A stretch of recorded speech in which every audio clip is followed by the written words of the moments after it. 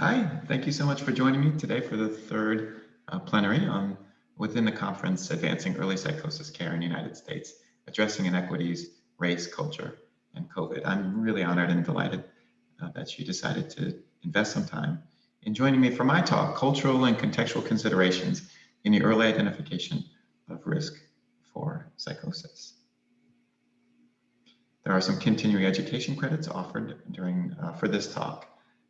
This is a profile about myself, and I want to pause here for a moment to talk about disclosure. So I have no financial relationships with commercial interests or conflicts of interest to report. I do have some funding. Portions of this work were funded by grants from the NIMH, SAMHSA, as well as the state of Maryland.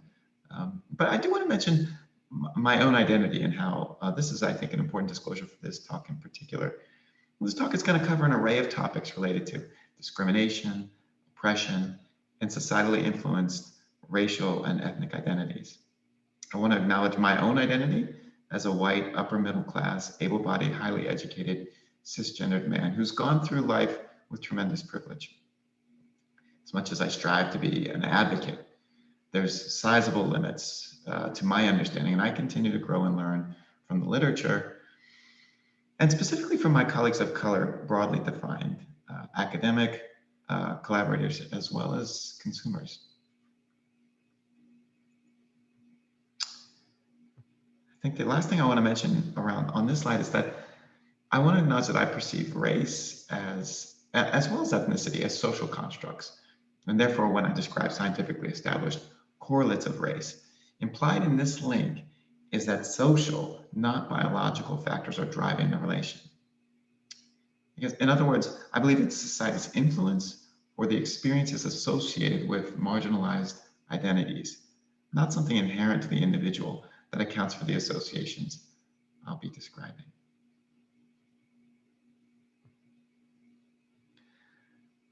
Any work that I present here is built on the foundation of a team, and I couldn't do any of this by myself. And it's just a partial list of some of my teammates that have helped contribute to this presentation and this body of work.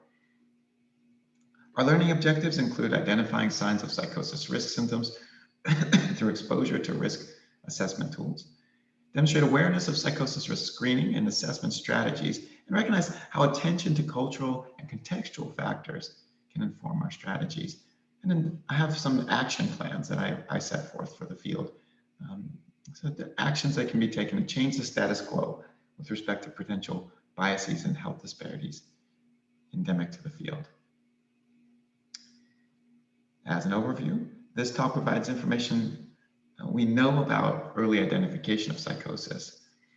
I also attempt to articulate that there's a history of racism and oppression embedded in this field, as this field is embedded in a larger societal context with a history of systemic racism and oppression. We are going to go over psychosis and schizophrenia, as well as strategies for identification of risk, and I'll define that clinical high risk paradigm as well. And of course, ending, as I mentioned, with steps we can take to address disparities. I want to emphasize that I'm just one of many people doing this type of work. And I wanted to highlight a few recent articles I find particularly relevant. My slides, including resources at the end of the slides, will be freely available. I have them linked up to my own website from my lab. So if you can get them through the conference and through other means as well. This is linked to the slides from my lab page. Switching over to the broad definition of psychotic disorders and their impact, I think it's important to highlight that about 1 to 3% of the population develop some sort of psychotic illness throughout their lifetime. And this is a worldwide phenomenon, but it seems to impact certain groups of people more than others. This 1 to 3%, depending on how you define psychotic illness, impacts a lot of people. And this equates to 100,000 adolescents and young adults developing a first episode of psychosis each year. The impact of these disorders is, in some ways, hard to overstate. So the first statistic that I find particularly appalling is mortality rate. So There's a reduced life expectancy by 20 years for people that have a diagnosis of schizophrenia. One of the contributors to this is an increased risk of death by suicide. Psychotic disorders also impact independent functioning and quality of life, and they don't just impact the identified client, but also their family members as well.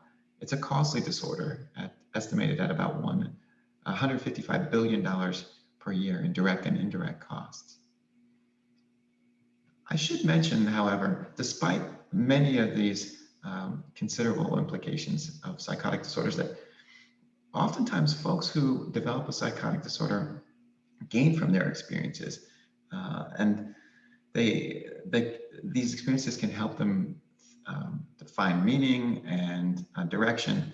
And many people that have psychotic illnesses can lead full lives, successful lives, lives of their choosing, and they report sometimes positive changes as a result of their experiences.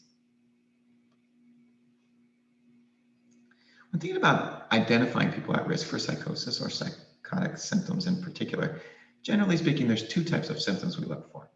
Positive symptoms, not called positive because they're good, but because they represent behavioral excesses.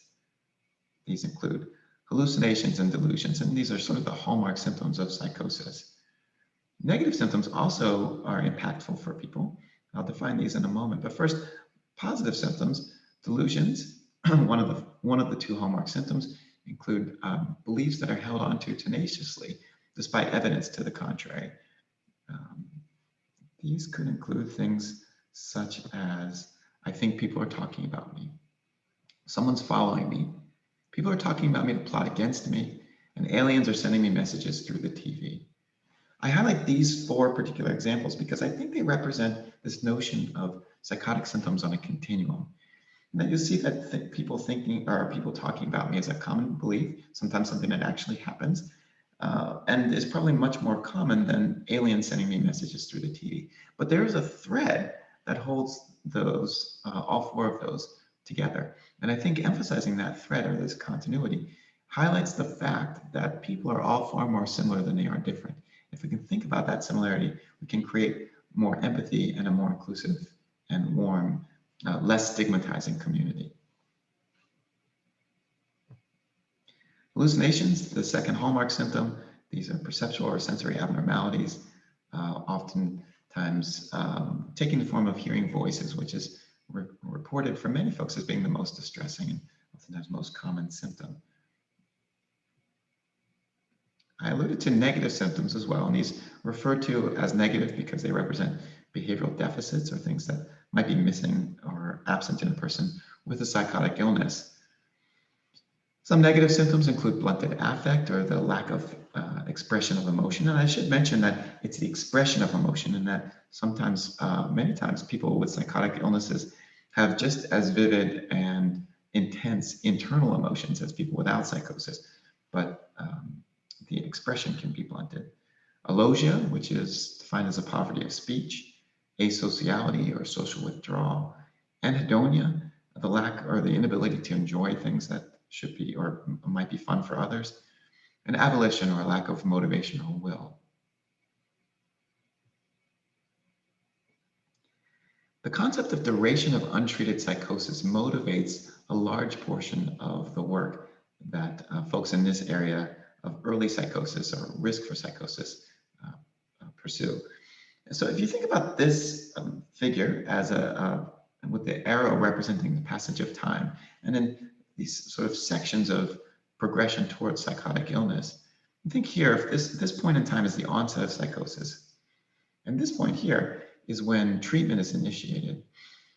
The duration of time between these 2 points is referred to as the duration of untreated psychosis. Now, I mentioned the appalling statistic of 20 years earlier mortality rates. The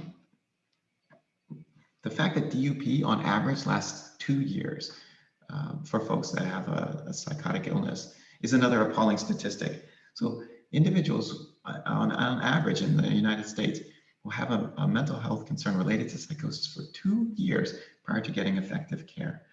Now, a lot of energy and effort has been put forth to try to minimize that time in particular by leadership from folks like Susan Azarin, who's directing many initiatives in this direction. But we still have some work to do. Extending the duration of untreated psychosis paradigm further, if you imagine this point in time as the time when the beginning of symptoms or noticeable symptoms emerge, we can think about this as the onset of the risk state. And sometimes this is referred to, this time between the onset of the risk state and when treatment begins, referred to as the duration of untreated illness. And this is important because it makes us think about the opportunities for early identification and early intervention, with the hope that just maybe we could forestall the development of psychosis, mitigate it if it actually does occur, and maybe in some cases prevent psychosis. The DUP is bad. The longer the DUP, the worse the outcomes, and just about anything negative that you can imagine, from worse long-term outcomes, more intensive needs for services, more negative symptoms, social impairment, occupational impairment, deficits in neuropsych functioning, and psychological distress, as well as likely increased costs and burdens to the system. So for me, this message is very clear. An ounce of prevention is worth a pound of cure. All right? Implementation, however, of early intervention requires the right strategies. We need community involvement, and we need tools that support early identification before we can do the preventative work. Implementation also requires the recognition of biases, awareness of cultural and contextual factors, and an understanding of the history that's created a systematically marginalizing mental health care system. As I progress further in this talk, I want to emphasize one important point, and that is that social and societal factors matter for mental health.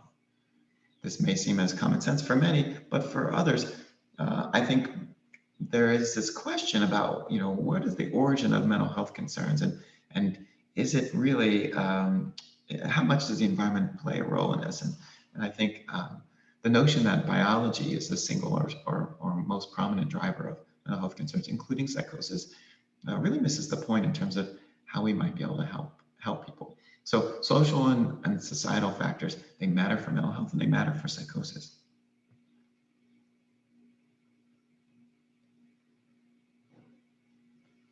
Marginalized racial and ethnic minority status is one of the most reliable risk factors for psychosis. We have to ask ourselves why. Now, this term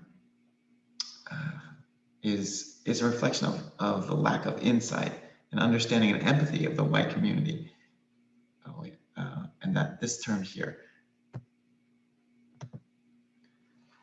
drapetomania, this term, runaway slave syndrome, it's the belief that slavery back in the day was a natural condition. The treatment for this, removal of big toes, whipping. This was a systematic means of categorizing a normal response to a collective trauma. The belief was that runaway slaves must be pathological to do so. This is a specific instance of the broader strategy used to assert white power from the origins of our country to lend an air of credibility and morality within the veneer of science or medicine.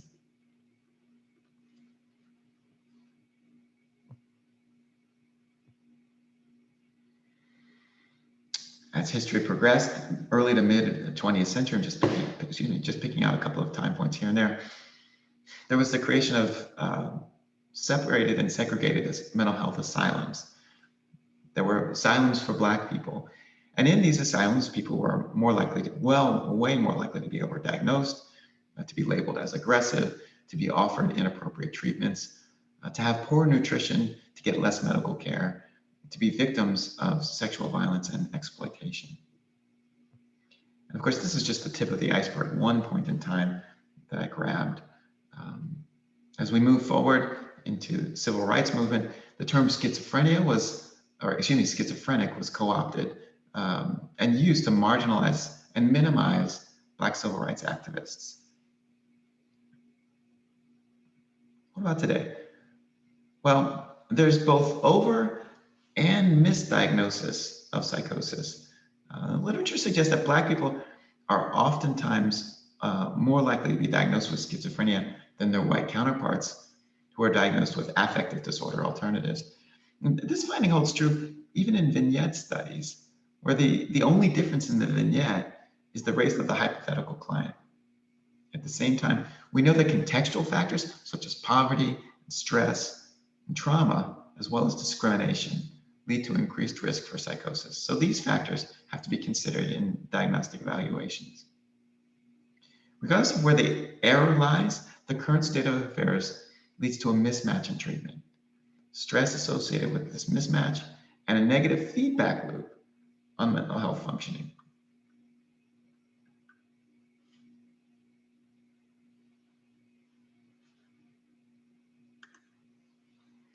Immigration status is one of the most reliable predictors of the development of psychosis. And it's a relative risk for schizophrenia is increased, the relative risk is increased by not just in the first generation or the folks that immigrate, but also their children or second generation immigrants. In fact, it's greatest in the second generation. It's also greatest among people from developing countries where the majority of their existing population was Black and they're immigrating to a country that's primarily white. Now, why? Now, the mechanisms have not been entirely established, but the fact that the finding holds as strongly, if not stronger, for the second generation suggests that it's not something inherent to the immigration process, but rather it's about living in a marginalized society where, among other countless issues, resources and access to care are scarce, and folks might be considered strangers or othered in their own country of birth. I do want to mention that there can be, and there has been identified, these protective effects of ethnic density for people of color. So people living in neighborhoods or in communities where other immigrants have come can be, has been shown actually to protect or buffer people from the effects of immigration and psychosis development. Other facts that I want to mention here, findings suggest that increased risk for psychosis-like experiences is associated with police victimization.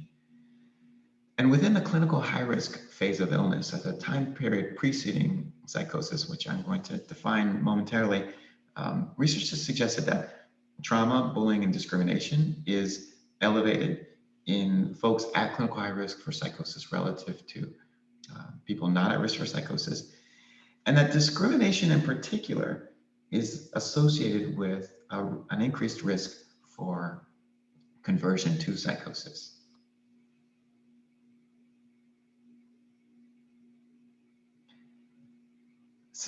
There are systemic public policy issues at play in our country as well. And even well-intended public policies can lead to inadvertent marginalization.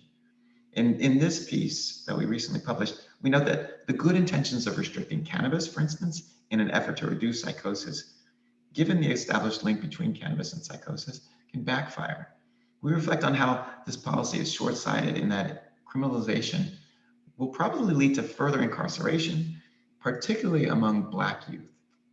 So any gains, if there were any, in reduction of psychosis by restricting access to cannabis through its criminalization will be more than lost by systemic criminal targeting of Black youth.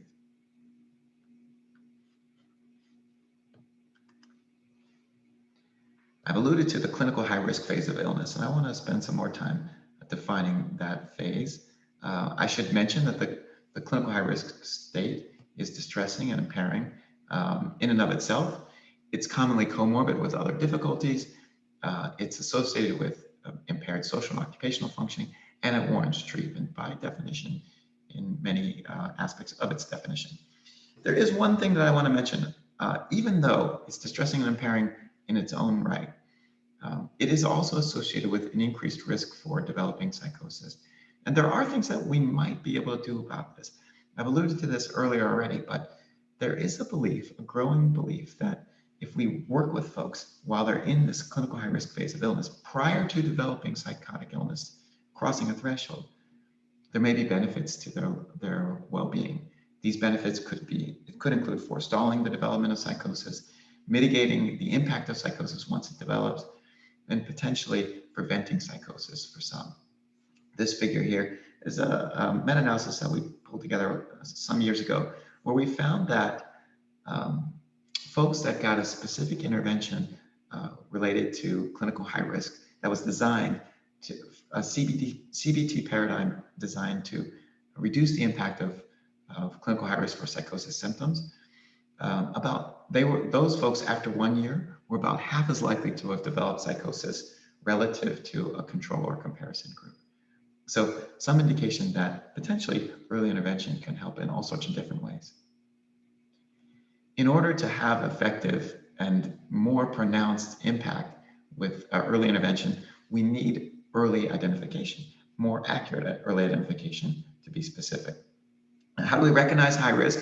There's some broad symptoms that we might look for, like feeling something's not quite right, or jumbled thoughts and confusion, trouble speaking clearly, unnecessary fears, comments from others, deterioration in functioning. Now, these are all very non-specific. Maybe these are issues that you might think, okay, well, I should ask them potentially about psychosis, but you wouldn't expect these to be predictive of psychosis risk, but something to be on the lookout for to maybe prompt for further probing.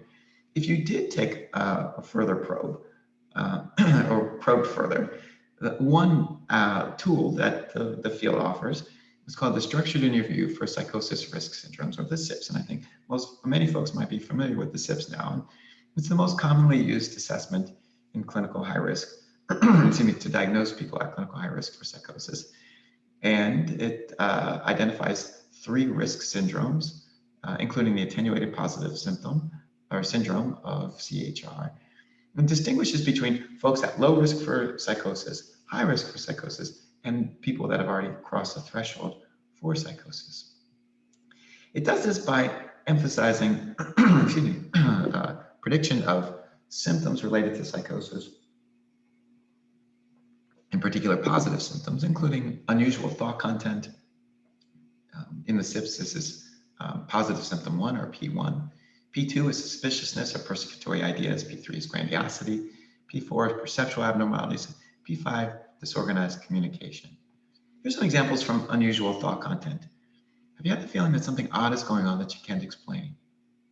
Have you been confused at times whether something you experience is real or imaginary? Do you feel like your thoughts are being said out loud so that other people can hear them? Do you feel the radio or TV is communicating directly to you? I wanted to share a couple of examples from the SIPS and a vignette that illustrates just a couple of the positive symptoms. This first one is around unusual thought content, or P1, within the SIPS. Candace reports a new and very intense interest in New Age philosophies over the past few months that's really consumed her.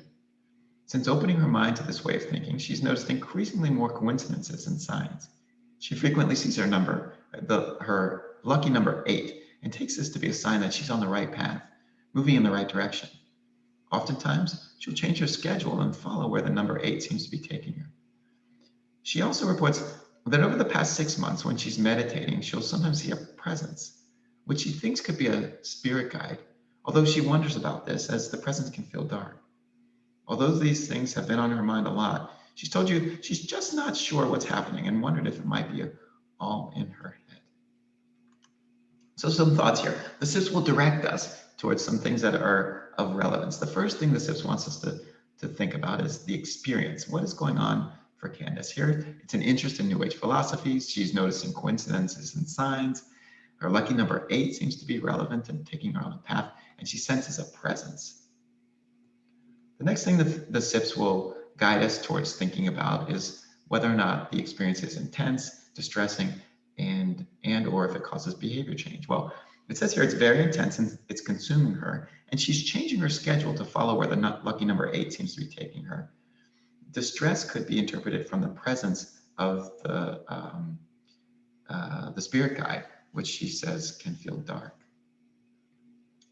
The SIPS is looking for novelty. Is this deterioration? Are we in the risk phase of illness? Here we note that Candace reports this is new. It's happened in the past few months. It's increasing, and the presence seems to have happened over the past 6 months. And SIPS is thinking about the past year or so for novel or newness. Doubt. Okay, this is on the flip side of psychopathology. The SIPS wants us to consider whether or not a person has insight or doubt as to the existence of the symptoms. And this doubt is how the SIPs differentiate people that are in the risk phase from people that have already crossed the threshold for psychosis. And here it says she's wondering if it's still all in her head. We move over to suspiciousness. I want to emphasize suspiciousness for a variety of different reasons, but here's a few questions from the SIPs around suspiciousness. Do you ever feel that people around you are thinking about you in a negative way? Have you ever found yourself feeling mistrustful or suspicious of other people? Do you ever feel that you have to pay close attention to what's going on around you in order to feel safe? Do you ever feel like you're being singled out or watched? Now, I can assure you that most folks who would say yes to these questions don't have considerations or concerns related to psychosis, and that's going to be an emphasis of the remainder of the presentation. But first, I'll read a vignette here. Michael often feels that strangers think negatively of him, and he's generally mistrustful. He describes being vigilant in public and worries about potential harm. He's not completely convinced, but he sometimes suspects he's being targeted. He reports feeling like he's being watched. He's not sure who would do this or why they would single him out, although he says he's always been a little mistrustful. Michael noted that his feelings of being targeted have gotten worse over the past 5 months. What's going on here? Well, people thinking negatively of him, being mistrustful. He suspects that he's being targeted and feels like he's being watched. Intensity, distress, and/or behavior change. Well, he's vigilant in public and he worries about potential harm. And it's new. He's saying that it's gotten worse over the past 5 months. He has doubt. He says he's not completely convinced and he's not sure who would single him out. I alluded to this a second ago, but there could be a lot of different explanations for this, including cultural and contextual factors that might influence how a person responds. And we need awareness of this. I'm going to circle back to this theme momentarily. First, I just want to mention that the attenuated psychosis syndrome finds itself in the DSM. It is actually a billable code at 298.8 under other specified schizophrenia spectrum and other psychotic disorders, sort of like it used to be the NOS section. You can find it there. If you're interested in learning more about the SIPs or SIPs training, this website can take you there. One of my SIPs mentors, Barbara Walsh, runs that training and that website as well. I have alluded to the fact that being at risk for psychosis is distressing and impairing in and of itself. But an advantage of the SIPs is that it's one of its strengths is that it can help us predict who might develop psychosis and who might not. The accuracy of the SIPs in prediction of future psychosis is about 25%. So among people that are diagnosed as at risk for psychosis based on the SIPs, about 25% will develop a psychotic illness in 3 years. Now that's pretty good. It's much better than the 1 to 3% in the general population. It's even better than the 12 to 14% of risk among people that have a first-degree relative with psychosis. But it's still far from perfect. We need to be thinking about how we can improve prediction and how we're missing folks. One aspect or a strategy towards prediction, increasing prediction, is finding the right tools. So the tools include the SIPs, but the SIPs can be augmented with risk screening. And we spend a lot of energy and effort trying to validate and further the promotion of risk screening using screening tools for psychosis because we see such great value. The first is it can help find people that are currently not in services, not getting the care they need. It can increase the accuracy of the SIPs or other assessments like the SIPs. So if someone is positive on the screening tool, they're far more likely to meet criteria on the SIPs. And the inverse of that is true as well. If they're not positive on the screening tool, they're almost certainly not going to be positive on the SIPs. You can use these tools to monitor symptom progression. So in our mental health clinic, we give one of these screening tools, which I'm going to share more about momentarily, to our clients at every visit, every weekly. Another aspect that I want to mention about the value of screening is that assessment in and of itself can be thought of as treatment. The act of monitoring and keeping track of things is therapeutic. Clinical interviews like the SIPs have a lot of advantages, including participant input. So you can really understand why a client may be saying yes or no to a particular probe. But there are some cons, lengthy administration times, and they oftentimes require training. And this training can lead to exclusion of people that haven't been trained. Now, nonetheless, the comprehensive diagnostic evaluations, they're the gold standard.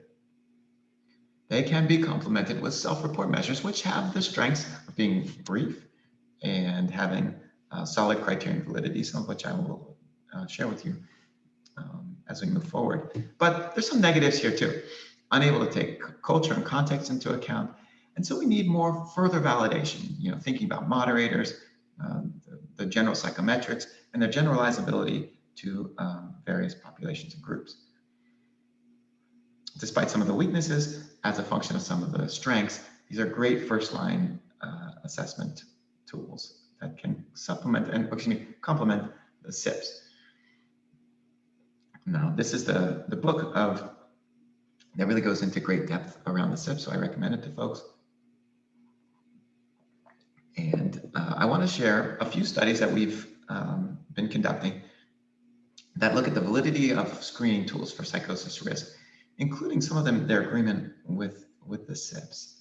The first study that I want to just briefly go over was an initial study that was led by my student at the time, colleague and friend now, Emily Klein. And in this study, what we did was we gave screening tools, a variety of different screening tools for psychosis risk to a large group of people. And then we also gave them screening tools for other things like depression, anxiety, and even stuff that's sort of unrelated to mental health, like preferences of exercise. And our mission here was to see if the screening tools for psychosis risk correlated more strongly with each other than they did with other constructs.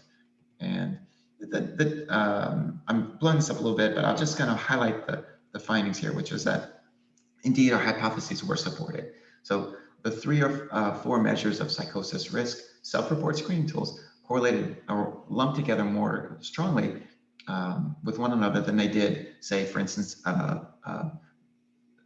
assessment tools, screening tools of anxiety or depression. And they didn't correlate at all with preferences for exercise. And this gave us some initial evidence for convergent as well as discriminant validity. In a study that we followed this one up with soon thereafter, we looked for the concordance between the screening tools and the SIPs, or the gold standard interview. And here we had 49 individuals. We gave them the screening tools. They filled them out, and then we also interviewed them on the SIPs. And just highlighting the little circle there in green, what you see is strong convergent, criterion validity. So good accuracy between folks that took the screening, between their screening tools and their diagnostic interviews, suggesting criterion validity. And another thing I want to emphasize, in the 3 tools that we used there, excuse me, there was they were relatively equivalent. They did about a similar job. All good, but similar. We followed this study up with a systematic review and found that there's a pretty strong accuracy across the different tools that are out there, across the different studies that looked at these questions, and that the accuracy increases when you think about the stress, not just the experience of, or an experience, but rather if that experience was coupled with the stress, then it becomes a symptom, then becomes more problematic. So just having an experience on some of these questionnaires doesn't mean it's pathological. It's when it gets in the way or it's distressing for a person. In much of my clinical work, I've tried to integrate screening tools into my community partners' practice. And one of the things that I was hearing from my partners in the community was that they appreciated the opportunity for screening, but that the 12 items just seemed too long. Even though it's pretty short, the tool that we use, the Prime Screen, it's 12 items and it takes between 2 and 3 minutes. But even that was too long. So they asked if I could find a more brief screening strategy. And what I was able to do here was, in partnership with my friend and colleague, Peter Phelan, was we put all of our screening tools together and all of our sample together, and we ran our item response theory analyses, and we came up with the 2 best items that actually both worked empirically and also theoretically. And these two items include, do you ever hear voices of, do you ever hear the voice of someone talking that other people cannot hear? And have you ever felt that someone was playing with your mind? If either one of these items is endorsed, then I strongly recommend following up with the rest of the screening tool, whatever tool that you want to use, and then potentially the SIPs. So, and that's really how I recommend sort of a tiered screening approach. Lots of different thoughts about implementation and how to implement screening tools effectively. Questions include like who to screen, and who's doing the screening, are there budgetary concerns, are you screening everyone or just for instance, help-seeking folks? Are you giving feedback? Do you have places to refer folks to? What's the setting in which you're doing this? Which tool are you going to use? But the point that I want to, or the one that I want to emphasize for the rest of the talk is the population with whom you are working. And thinking about the context in which the population or the people that you're screening and working with live. If you look at this model, you think about this idea of symptoms of psychosis risk, it should sort of have a clear pathway to a label or an accurate diagnosis of clinical high risk. If you have symptoms, you get a label. It doesn't work out that way in all cases and there's a variety of different contributors to interference between the smooth line there. Things like race, community, development, culture, and even in interview bias can lead to confounds, and these confounds can create errors in prediction. What I contend, however, is that with sensitivity to culture, to context, and the individual themselves, we can reduce some of that error and get back to a more clean and accurate diagnosis.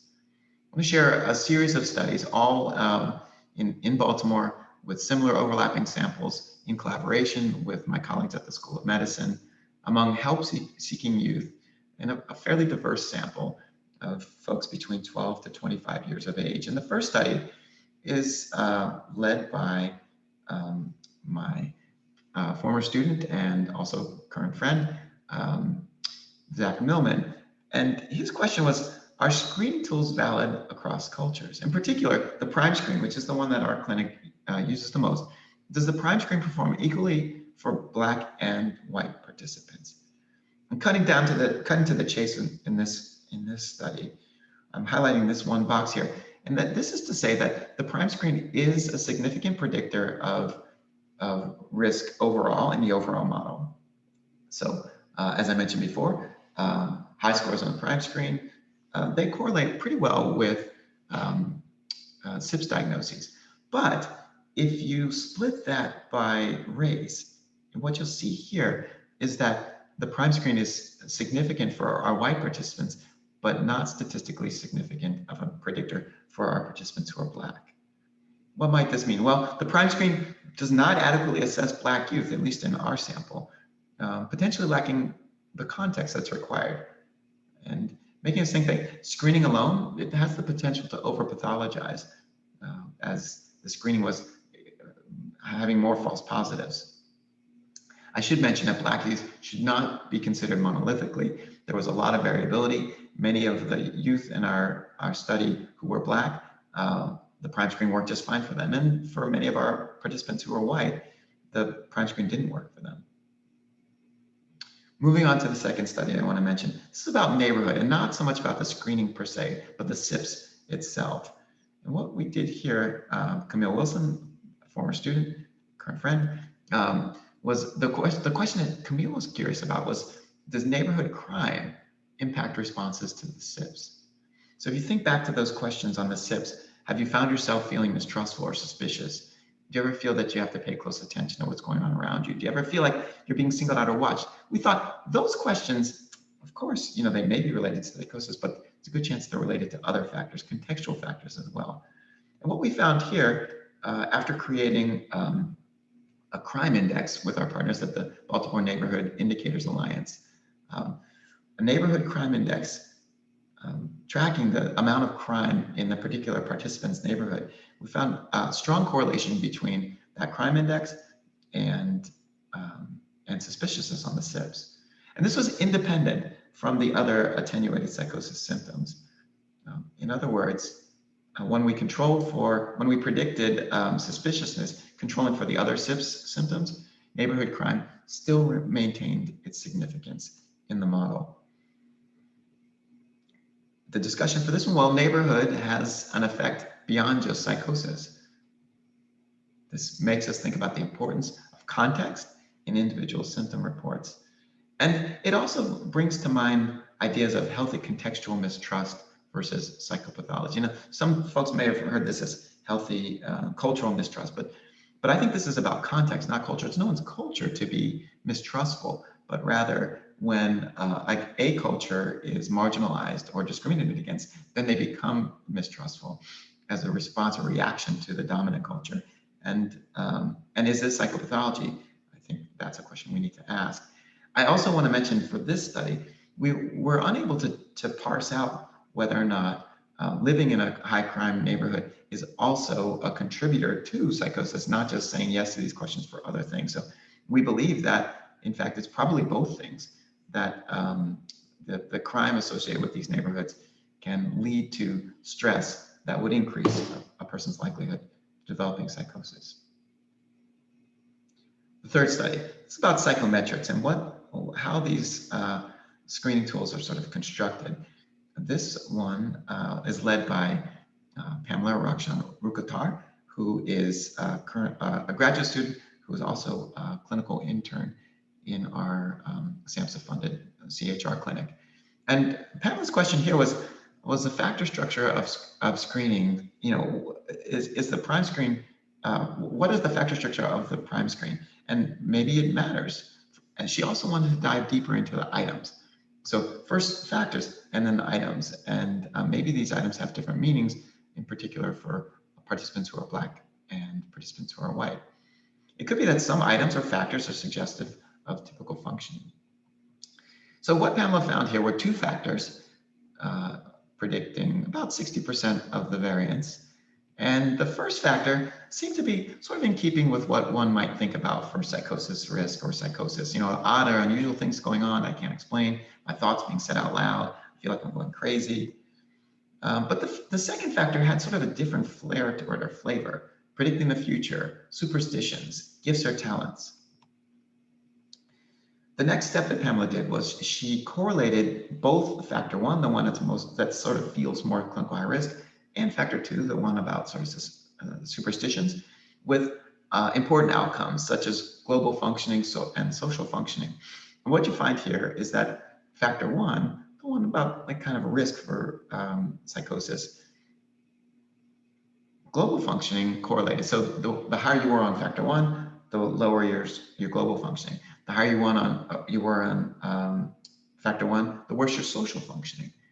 Interestingly though, factor two, it didn't even correlate with risk for psychosis. What it did correlate was with social functioning, but it was the higher you were in your factor two, the more the better you were in terms of your social functioning. So it was in the opposite direction as one might expect. So what that might mean is that there could be items within the SIBS, excuse me, not the SIBS, the prime screen, that in certain contexts work in different ways than one might expect, like superstitions. Maybe that is, in some contexts, is a positive thing that allows you to talk about your experiences in fun ways with people. That's not distressing, not impairing. Digging deeper, Pamela looked at items within the prime screen. And here she was looking at whether or not the items correlated with mental well-being for both Black and white participants. Some did, and some didn't. So what I want to emphasize here is that some items showed significant correlations with well-being for white participants only, okay? So suspiciousness, superstitions, whether things are real or imaginary, mind playing tricks, these only worked with respect to correlating with mental well-being for white participants. And surprisingly, there was only one item that predicted well-being for both groups. The last item, going crazy. So only one item really worked well in terms of the prime screen predicting well-being for both Black and white participants. So thinking about studies 3 and 4, the discussion here is that there's multiple factors. The first could be thinking about the factor 1, attenuated psychosis. Seems pretty straightforward. But factor 2 could be all sorts of other things. Predicting the future, superstition, special gifts. What might these mean? I'm not sure. Not all questions, though, are indicative of psychopathology. I think that's one conclusion that we can draw on. And particularly, some items seem questionable for Black participants. For instance, I wonder if people may be planning to hurt me, or even maybe about to hurt me. And you might be able to see why. Most items, the most predictive item was item 12, the last one on the prime screen. I've been concerned that I might be going crazy. All right, what does all this mean? So we have to think about understanding integration, understanding and integration of culture and context when we're thinking about psychosis risk identification. We need tools that avoid systemic bias and disparities. And we need to be mindful of race, neighborhood development, culture, other things like trauma, who we're asking, or the informant, whether it's the identified client or their family members or teacher, whatever, and whether or not distress plays a role. And we need to think about whether or not these factors can be useful in risk calculators that the field is developing that are designed to predict people who are going to develop psychosis. Now, I mentioned that I had 10 domains of action that we could think about together to challenge the status quo. And I want to run through these. And the first is that I believe that there's systemic racism, and we have to examine our mindset to overcome this. Cultural competence is, a word that's been around for a long time, and maybe it's a good foundation, a good place to start. A set of attitudes, skills, behaviors, and policy enabling individuals and organizations to establish effective interpersonal and working relationships that supersede cultural differences. Okay, but this has been evolving. All right, that was a term that has needs to be improved upon, grown. Intercultural competence, where we think about intersectionality, cultural responsivity, where we think about continuing to grow and learn. And the one that, another one that resonates quite strongly with me, cultural humility. Committing to an ongoing relationship with patients, communities, and colleagues that requires humility as individuals continually engage in self-reflection and self-critique. Cultural humility. One way to challenge this mindset, to overcome, is to continue to grow. It's not about intentions. We need to do more. This is a book that in fact, my entire department is reading, How to Be an Anti-Racist. So I recommend, maybe as an idea, there's many tools and books and ways to learn, but this is one that I wanted to highlight. Second point, systemic racism, we need to locate the problem. This requires a mindset and action to overcome as well. Thinking about this notion of cultural incompetence, we've recognized that we have to address racism, subtle or overt, in a way that might be uncomfortable for our privileged colleagues. The fact is here that some of the studies suggest that people that think they're the most aware and culturally competent are the most likely to be perpetrators of microaggressions and lack cultural competence. We might need to make a choice sometimes between the feelings of our colleagues versus the perpetuating systemic marginalization.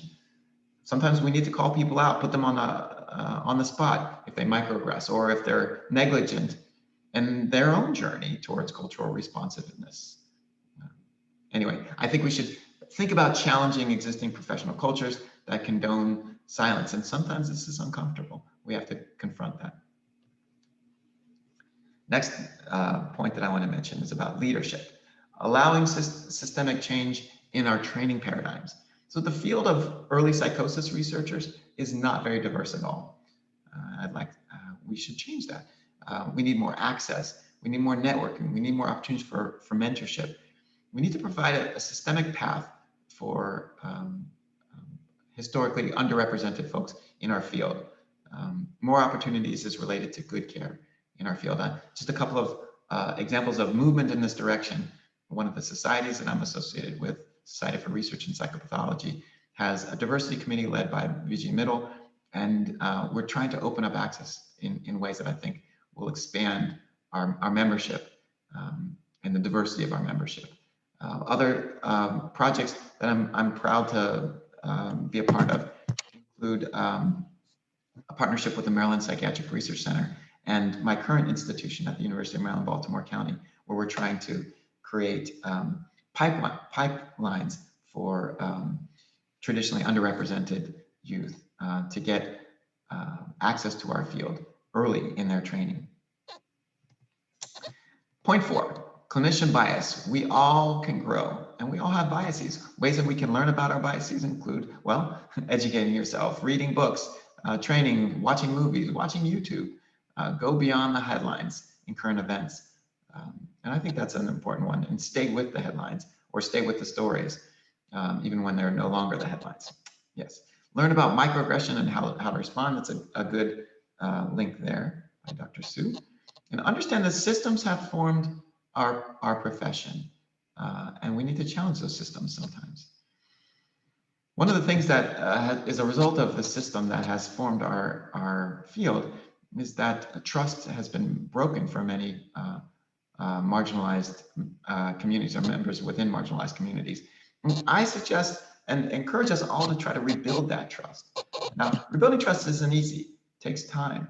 There's a lot of suspiciousness inherent, in some cases, in psychosis in and of itself, and risk of psychosis, but also inherent in the relationship that marginalized communities have had with the mental health care system. And rapport and taking the time it takes to create a foundation of rapport is really important. So, and I have this sign here that says, trust takes years to build, seconds to break, and forever to repair. And I tried to cross out that forever and I put time, and it takes time to repair. Ways we can do this: work with your clients, co-produce participatory action research, and just show that you care. Positive affect actually has been shown to really matter and make a difference for folks. This one is about monoliths and stereotypes and the recognition of intersectionality, the awareness of intersecting identities, including a person's identity with respect to their mental health status or their early psychosis CHR status. What do these identities mean to your client, and how can they share that with you? What do their intersections mean? And as scholars, what about the norms? Do we need to revisit our norms before we chunk people into boxes? Number 7 is this reminder that mental health concerns are far more than just biology. They are driven by social and contextual factors. And as a result of this, we should be mindful of our learning and our approach to assessment. And sometimes we need to be retrained, or at least get some training on culturally responsive ways to evaluation.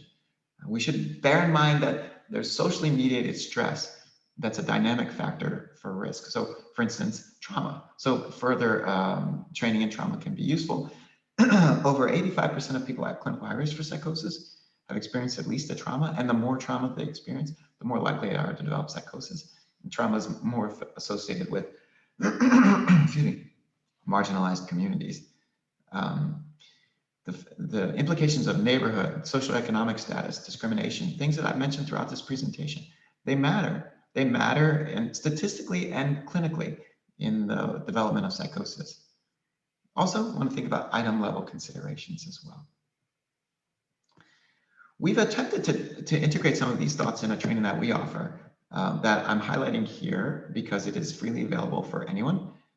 You see that website down below, MEIP psychosis screening, Maryland Early Intervention Program psychosis screening.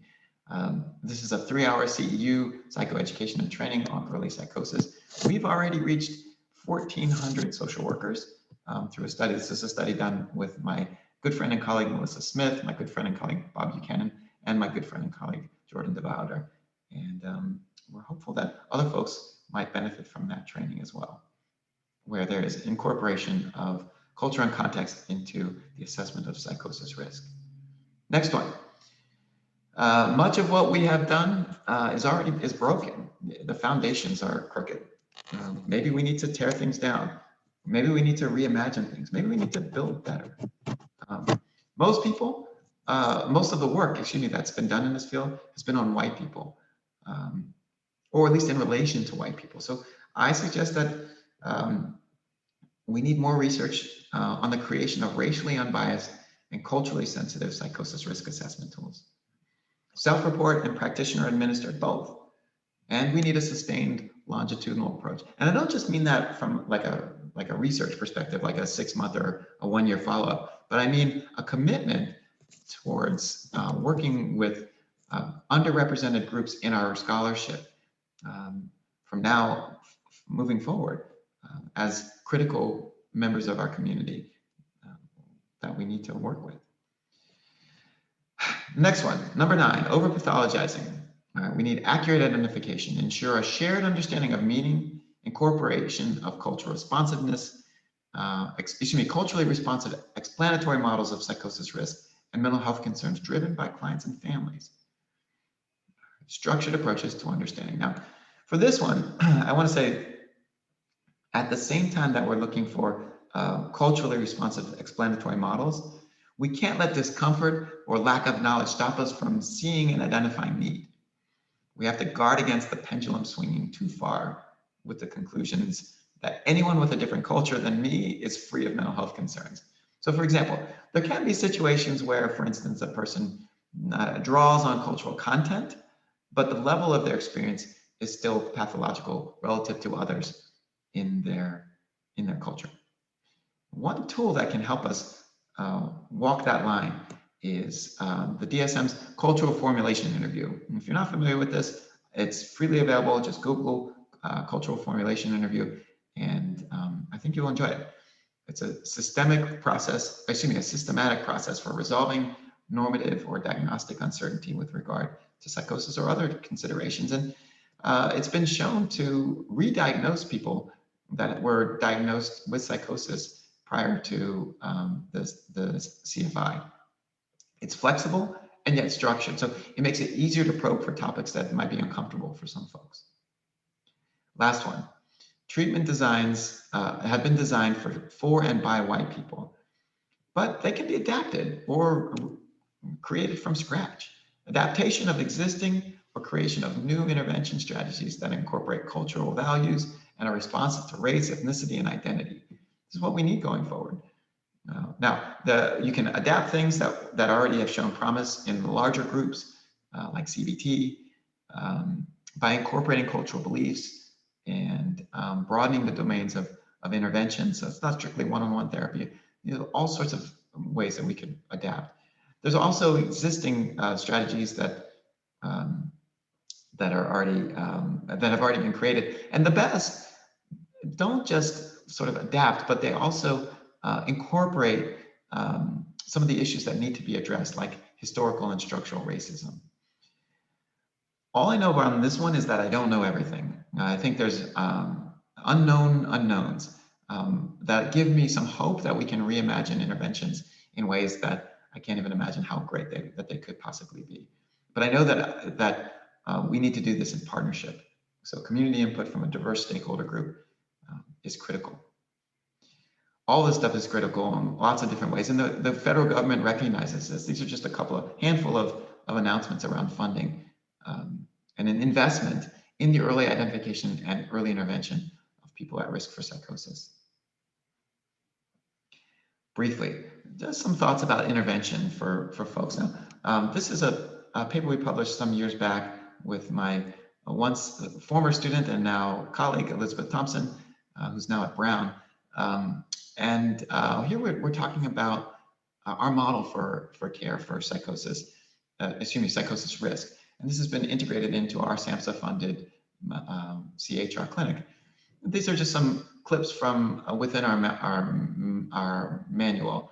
And you'll see at the center of this is a Bronfenbrenner model. That's that big circle thing, where it's highlighting that the individual is just is set within a fuller context of care. And you'll see some flowcharts and us working together, but it's always in collaboration with our clients and in recognition and with recognition of the context that surrounds them.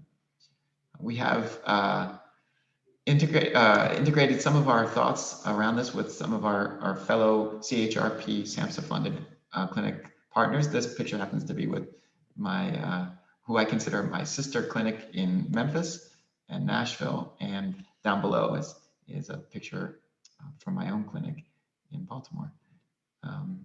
And here, if you're interested, are some of where the other clinics are funded. And I want to end now with a quote from Brandon Staglin from the One Mind Foundation, who's an inspiration to me and I think many others. But he says, "Enthusiasm and hope are what make the difference." I want to thank my team for all of their dedication and passion for this work. In particular, Pamela Rakshan Mukhtar, who is a co-author in this presentation. And thank you very much.